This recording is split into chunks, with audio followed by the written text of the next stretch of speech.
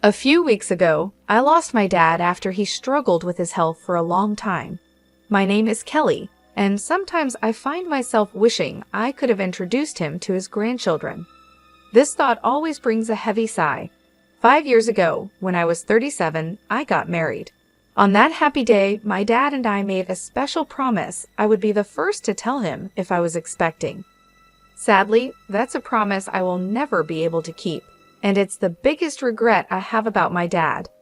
His illness was discovered a year ago, and since then, I did everything I could to be there for him. I visited our childhood home more often, spent many hours at the hospital with my mom, and made sure to call or video chat even more. Despite all of this, I sometimes wonder if it was enough. I often think to myself, could I have done more? Lost in thought, I whispered these words, and my mom, always supportive, comforted me, saying, "Kelly, you did everything you could. Your dad knew that, and he was proud." Just then, my sister Julia walked in with a man who looked to be about 45, probably the lawyer. "This is Scott, the attorney," she introduced him, and my mom quickly offered him a seat. As soon as we all sat down, Julia couldn't hold back and mentioned that the lawyer said Dad left us a significant inheritance. I couldn't help but respond, "Julia, you know it's not all yours." That comment instantly changed the mood. My sister and I have always had a rocky relationship, made worse by our dad's illness. Her refusal to visit our dad, even though I tried to bring them closer, didn't help. Her attitude has always been a problem, and it became even more noticeable during these difficult times. Looking back, my words to her might have been too harsh, driven by my worry for our father. However, her response didn't make things better. "You're an adult. There's no need to be so stubborn," I pointed out, to which she snapped back, "I'm not being stubborn. Living in the city and traveling to the countryside isn't as simple as you think. It's just a 5-hour drive." I responded, but she argued back, saying that those 5 hours aren't just about time, it costs money. And yes, money is important to her. She told me she's busy and asked me to stop bothering her. That ended our conversation. Despite the distance, I always thought she could make an effort to visit now and then. This belief was a big reason why our relationship started to fall apart. In the end, she never visited our father, and the distance between us only grew. The tension in the room increased until the lawyer stepped in and suggested we all take a moment to calm down. I apologized, saying, "I'm sorry," which seemed to make things a bit better. The lawyer then explained, "As I mentioned over the phone, I'm here about your father's will." My mother, looking confused, asked quietly, "When was this arranged?" The lawyer replied, "A few weeks before he passed. Your father reached out to me. He asked you to come to the hospital?" My mother asked. The lawyer answered, "Yes, I drafted the will there with him, and his primary doctor was there too. It was arranged that the doctor would notify me after your father passed, which is why I contacted you now." The lawyer then took out a white envelope and placed it in front of us. Recognizing my father's handwriting on the envelope, I whispered, "That's definitely Dad's handwriting." Julia, visibly impatient, demanded, "Just get on with it." "What does it say? You know I'm busy." The lawyer, with a slight smile, opened the envelope. Inside, there was a single piece of paper outlining the inheritance, the house, some land, some savings, and a storage shed. We knew about the house and the land, but the mention of a storage shed was new to me. My sister, frustrated, turned to the lawyer and asked, "Wait, what about the farm?" The lawyer echoed, a bit surprised, "Yes, the farm." I explained, our father used to work on it as a hobby. He had run a successful business in a nearby town, but decided to slow down after turning 55, thinking about closing the company to spend more time on his hobbies, including the farm. This new mention of the farm added another layer to our father's legacy and what he left behind during my high school years. I remember saying that I wanted to take life a bit slower. My sister, who was in college at the time, didn't agree with this more relaxed approach. but both my mom and I, worried about my dad's health, supported the idea. "Don't worry about money, Julia. We've got plenty of savings," my dad reassured her. Though hesitant, she eventually agreed. After that conversation, my dad did wind down his business and started farming close to our home. "There's something fulfilling about working with the land," he would say, his face lighting up with joy. Seeing how happy he was made me feel that we made the right choice, though Julia seemed less convinced. Despite promising to come back home after graduation, Julia chose to build her career near her university and eventually married the CEO of an IT firm she met through her job. That's how things were when my father took up farming until his health started to decline. Julia insisted that the farm be included in the inheritance. At her insistence, the lawyer checked the documents and found that the farm was actually leased land. I had mistakenly thought we owned a large piece of land. Julia seemed disappointed by this discovery, but knowing little about farming ourselves, I felt it might be for the best. The discussion then turned to how the inheritance would be divided. "The house and the surrounding land will go to the wife," the lawyer said. Julia smirked, probably thinking about how the remaining assets would be split. "The rest, including the savings and the storage shed, should be divided between you three," the lawyer suggested. "Savings? That means cash, right?" "I'll take that," Julia said, focusing on the money. "The total savings amount to approximately $300,000, and this sum is not subject to inheritance tax," the lawyer informed us. "I want the $300,000 in cash," Julia declared, feeling like she had won. But this didn't sit well with me, and I spoke up. "Hold on, I don't agree. Why should you get all the cash?" I protested. "Because I'm the eldest," she argued, as if that settled it.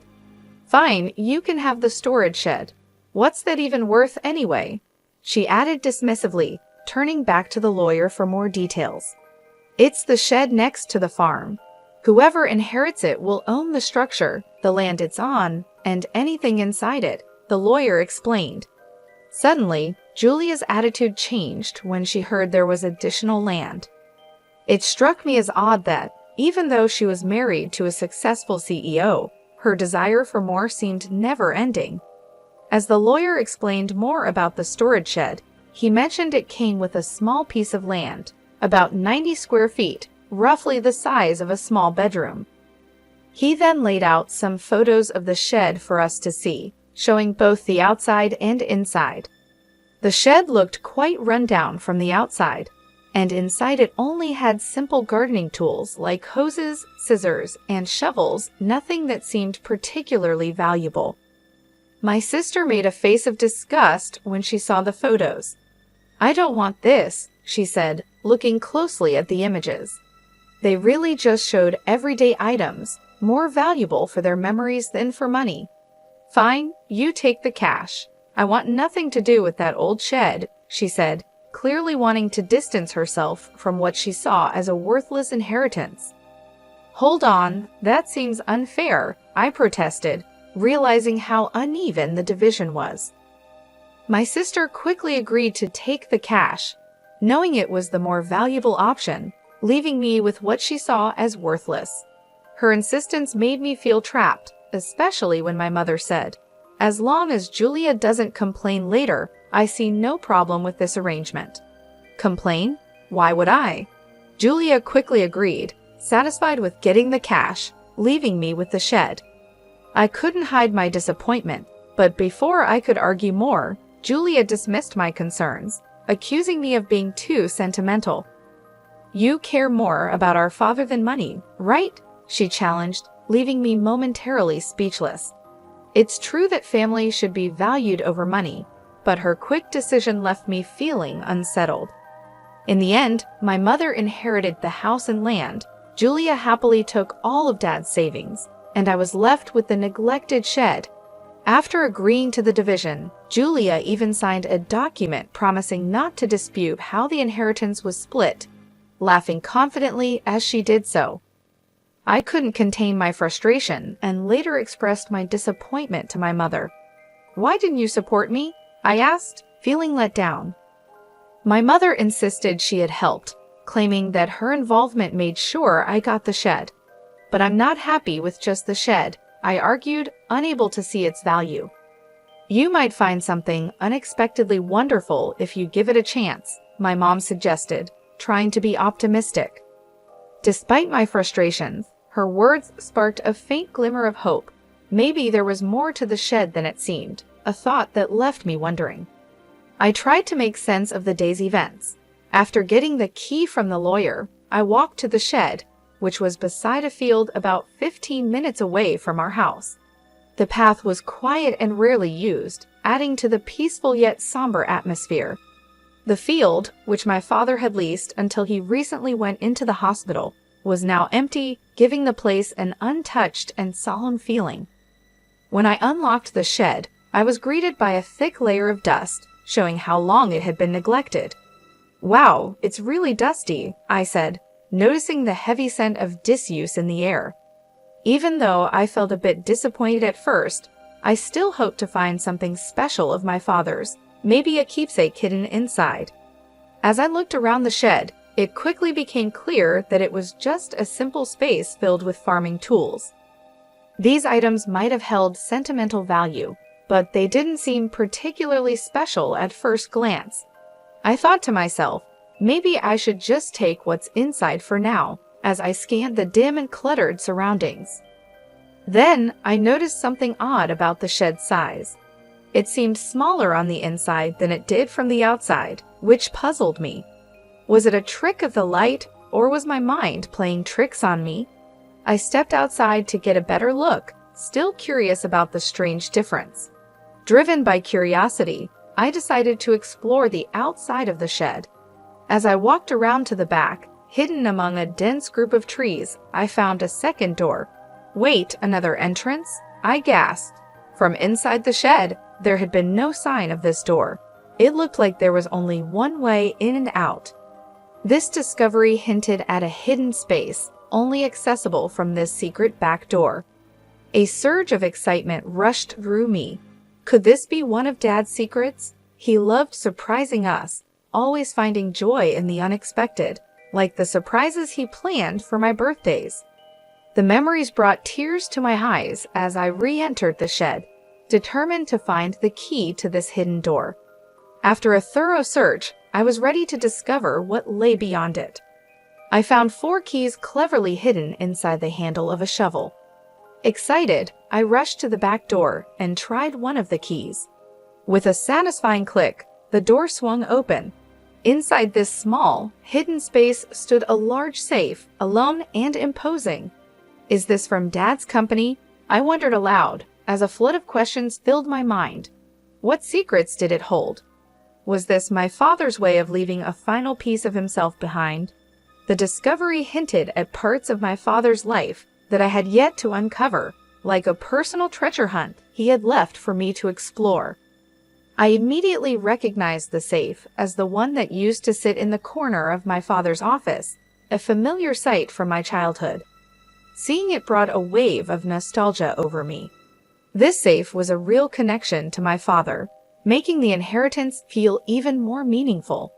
Knowing my dad, this felt like just the beginning of his final surprises for me. "There's got to be more," I whispered to myself as I used the 3rd key to unlock the safe. The door creaked open, revealing contents that left me completely amazed, an unexpected legacy.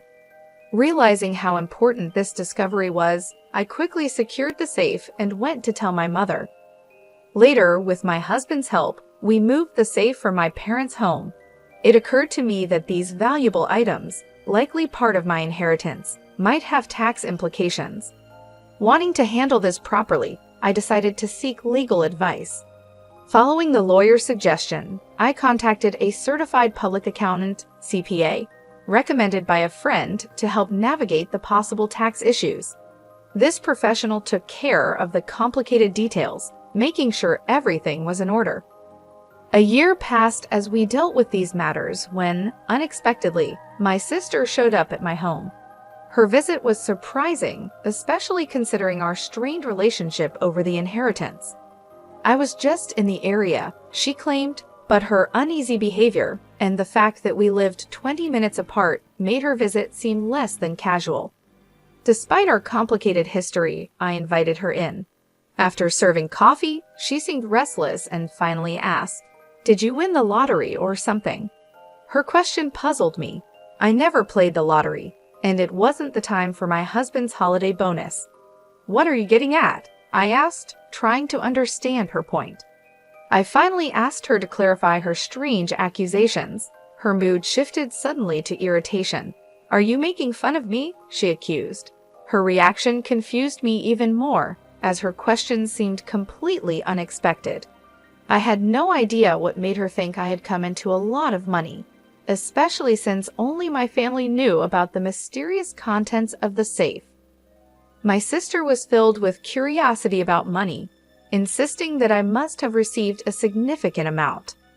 She told me about a recent conversation with our aunt in the city, who unknowingly sparked her curiosity. Our aunt mentioned receiving a $5,000 gift card from me as a thank you for visiting our father during his illness. This gesture led my sister to wildly speculate that I had stumbled upon some unexpected fortune. "You've come into some money, haven't you? Just admit it," she pressed, looking for answers. Understanding what had led to her questions, I sighed, which only irritated her more. "What's with the attitude? Are you making fun of me?" she demanded. I tried to explain that it was just a gesture of appreciation, but she questioned where the money for such gifts came from. I reminded her of the inheritance, specifically the dusty shed she had dismissed, and then revealed the discovery of the safe inside it, a real treasure trove left by our father. The safe contained a collection of valuable watches, a passion of our father's. Although I wasn't sure of their exact worth, it was clear they were valuable, especially considering the modest savings left behind. This revelation led to a discussion about the possibility of having to pay inheritance tax, a concern my mother had raised when she learned what was inside the safe. "What should I do, Mom?" I asked, seeking her advice. My mother suggested handling everything openly and honestly, reminding me that secrets like these usually come to light eventually. Following her advice, I contacted the lawyer we had previously consulted. The lawyer explained that the value of inherited items determines whether inheritance tax applies. This led me to take the responsible step of accurately declaring the inheritance and ensuring I was complying with all the legal and financial requirements of my newfound wealth by seeking professional advice. I found out that a certified public accountant, CPA, could help manage the valuation and tax obligations of the inherited watches for me. Trusting the CPA with this task, we discovered that the collection was worth an incredible $500,000. Because of their high value, it was clear that inheritance tax needed to be paid. The sensible advice was to keep only the watches that held sentimental value to me and sell the others to someone who could appreciate and afford them. This approach not only made financial sense, but also felt right emotionally.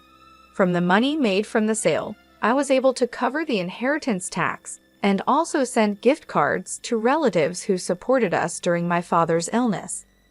This is what had sparked my sister's curiosity. Among the keepsakes, I chose to keep my father's pocket watch. It wasn't worth much in terms of money, but it was rich in memories.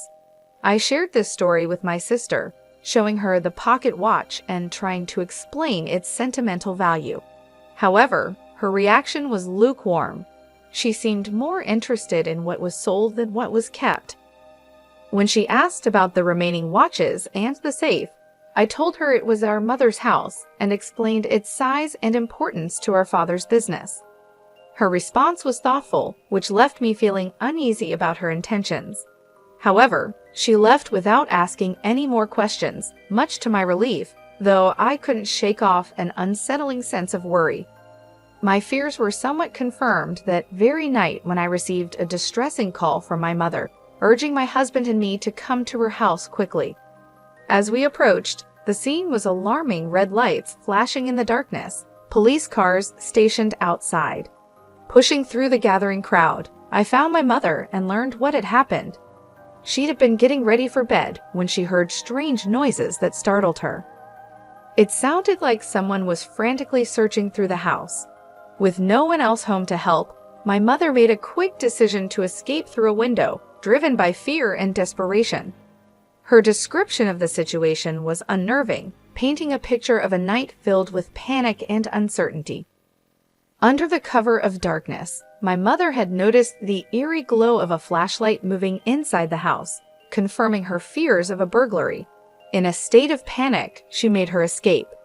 She sought help from our neighbor, who, after seeing the suspicious activity, quickly called the police, convinced that a burglar was in the house. But the supposed intruder was actually my sister, Julia, who had decided to search the safe after hearing about my inheritance earlier that day. Without knowing her intentions, both my mother and the neighbor were understandably alarmed. When the police arrived, the situation escalated. Julia, caught off guard and feeling guilty, tried to flee the scene in a panic. Ironically, as she attempted to escape, she collided with the safe, causing it to tip over and trap her underneath. This accident led to her being rushed to the hospital with complaints of leg pain, leaving us all in disbelief over her reckless actions. After this chaos, my mother and I found ourselves apologizing to the responding officers for the misunderstanding. I also felt the need to inform Julia's husband about the incident, only to learn from him that Julia had been hiding a significant amount of debt due to her extravagant spending on luxury items. Their recent argument had ended with her storming out, determined to borrow money from our mom to settle her financial troubles. What we didn't know was that she had already used up her inheritance in an attempt to pay off her debt. Julia's husband, already stressed from discovering her financial mismanagement, declared his intention to divorce her after hearing about her latest escapade. This revelation explained Julia's desperate actions that night, which led to a tense scene at the hospital where her husband brought up the subject of divorce. The entire ordeal turned into a dramatic clash, highlighting the serious consequences of Julia's actions and the turmoil they caused in our family. Julia was adamant, insisting, "I'm not getting a divorce, absolutely not." But the reality of her situation became clear when her husband presented the divorce papers. Faced with undeniable evidence of their broken relationship, she had no choice but to sign them. Now confined to her hospital bed, with a mix of shock and resignation, she was flipping through a part-time job magazine, clearly thinking about how to tackle her debt with new employment. While this turn of events was unfortunate, it offered a small glimmer of hope that she might finally take responsibility for her actions after everything that had happened.